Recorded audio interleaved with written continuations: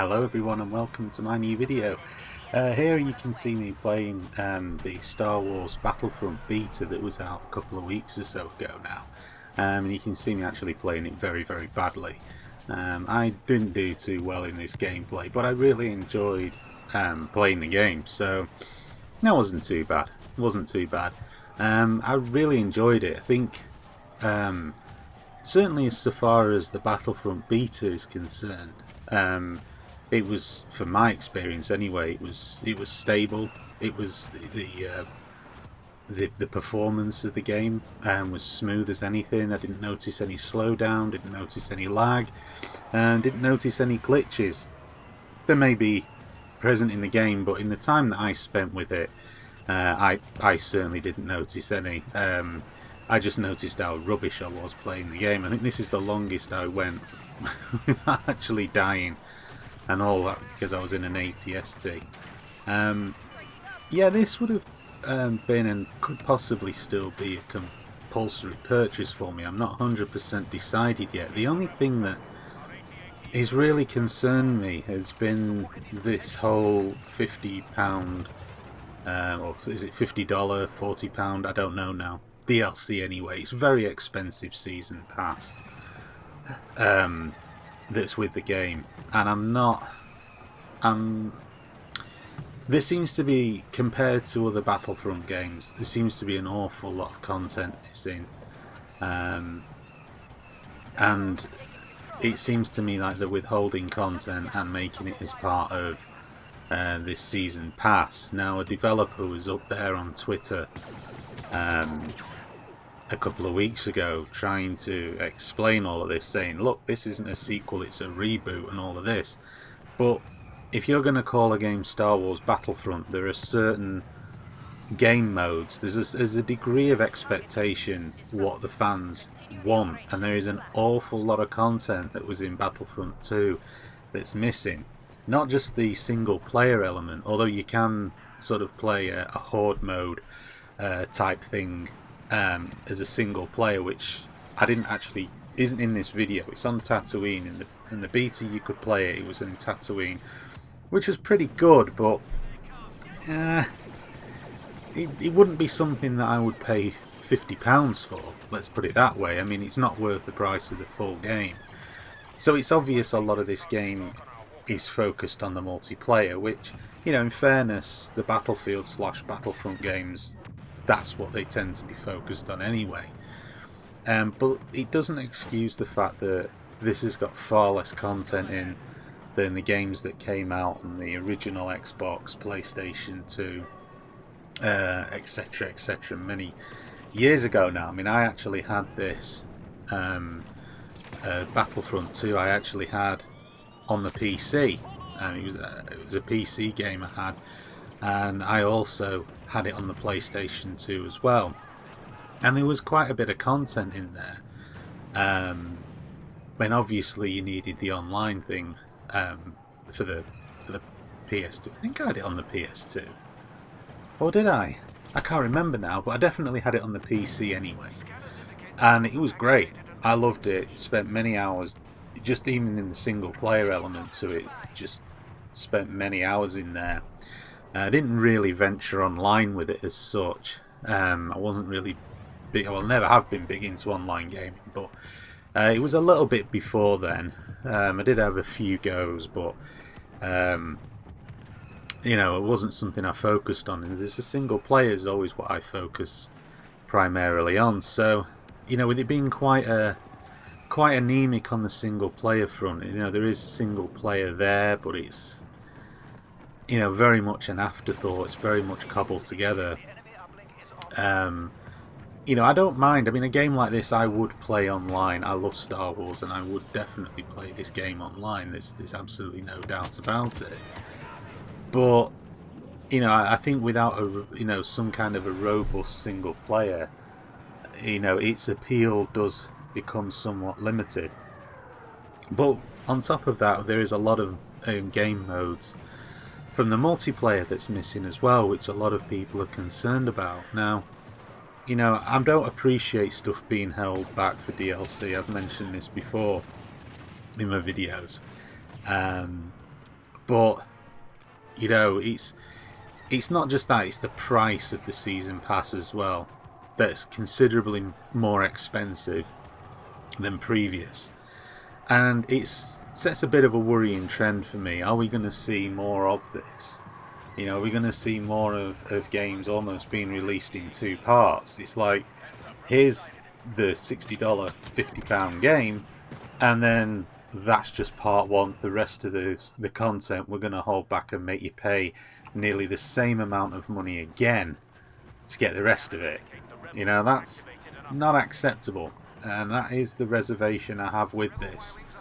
You know, I can't afford to spend £100 on video on one game just to get the full experience of it. I can't afford to do that. If I was going to do that, you're talking about me halving the amount of games I can buy a year, and I can't really afford to buy that many anyway. So, you know, it's going to be I'm going to have to really wrestle with this decision. I think I'm just going to see how it plays out before I go back to it. But anyway, that's enough of that. For the remainder of this video, I just wanted to chat about, you know, my love of Star Wars. Star Wars was the first movie I saw at the cinema. I remember very vaguely my dad taking me to see it, and at the time I remember getting a little Darth Vader mask, and there was also a book, a little booklet thing, like a program, I guess you would call it, that you got when you went to the cinema. It was like, and inside it told you what the characters were, blah blah blah. It had artwork from the film, and you know, they don't really do that these days. I mean, that was actually available at the cinema, and I had that for, I don't know how long I had it for, but as a kid I remember being sick, and part of my sick ended up on this book, and it ended up being thrown out, which I'm gutted about, because that would be a real collector's item these days, because that was from when the film first did its run. And yeah, I mean, ever since then I've been an absolute Star Wars nut. Funnily enough, by some weird quirk of fate, I never got to see Empire Strikes Back at the cinema. For whatever reason, my parents, in their infinite wisdom, chose not to take me. But I did go with my mum took me and my best friend at the time to see Return of the Jedi when it came out. So my best friend had seen Empire Strikes Back, and he kind of filled me in on what was going on before we went, because obviously Han Solo being in carbonite, Luke losing his hand, Vader being his father, all of that kind of stuff was totally like, I hadn't a clue what was going on.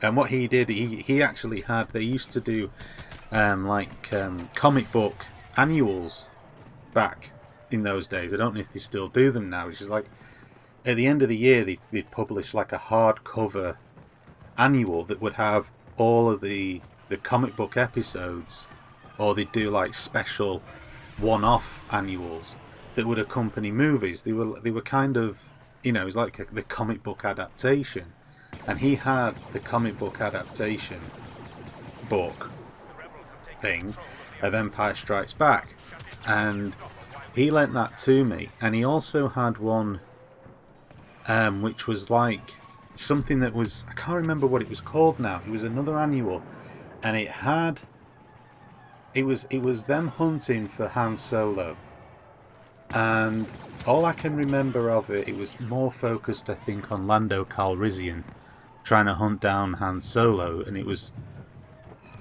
what was it called now? I can't remember what it was called, but that was pretty good as well.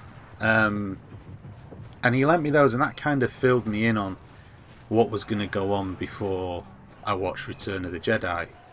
I actually saw Empire Strikes Back when it came out on VHS, which was quite some time later. Back in those days, you know, VHS movies home release of films didn't come out 6 months after the theatrical run. There was no guarantee. I mean, remember Empire, it was a huge amount of time. Well, it felt like that anyway. Yeah, because home video was still in its infancy, and so it took its time to come out there. And I remember seeing it, and finally I got to see Empire Strikes Back last, and consequently that will always be that sort of most anticipated of movies. It ended up being my favourite Star Wars movie because it was it really was a sort of an enigma for me. It was like my holy grail was to see Empire Strikes Back. So when I finally got to see it, I just fell in love with it completely. Enjoyed it far more than I enjoyed the Return of the Jedi, although I love Return of the Jedi. The original trilogy of movies I really do love. I think they're fantastic. They formed such a big part of my childhood. I mean, I collected loads of the Kenner Star Wars figures and vehicles and all of this stuff, which I ended up giving away to my cousin when I was about 11 years old. 11, 12 years old. His dad gave me a load of Commodore 64 games in return, and I ended up I ended up giving them all away, and even to this day now I wish I hadn't. I've only got 4 figures left. I've got a TIE Fighter pilot, the AT-AT pilot, Han Solo in his Hoth gear, and Luke Skywalker in his Hoth gear. They're the only 4 original Kenner figures that I have. They're not boxed or anything like that. And then the Prequel Trilogy come out. I'm not going to talk about the special editions, that's been talked about to death. And I enjoyed them. You know, they're not as good as the original trilogy in my view, but then again, they never were going to be. Everybody had their own idea of what should happen in the prequel trilogy, so it was always going to disappoint people. I think the thing for me was the over-reliance on CGI kind of made them look a lot more...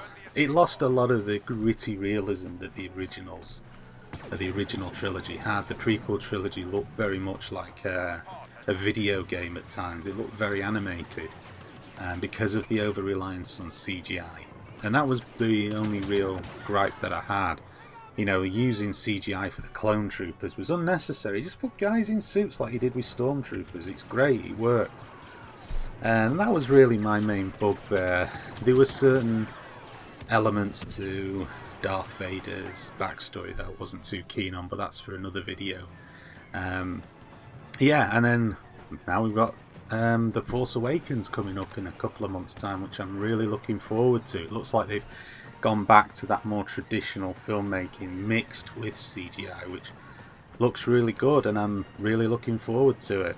But yeah, I'll do a more in-depth video on Star Wars at some point in the future. I just really wanted to go on about Battlefront for a little bit and my love of Star Wars, and you know, just kind of set up something that I may do in the future. I may do a more full-length, more in-depth video in future about Star Wars, but yeah, I just wanted to show off a bit of the Battlefront Beta, and yeah, that's pretty much it. I think I'm done. Okay, so thank you for watching.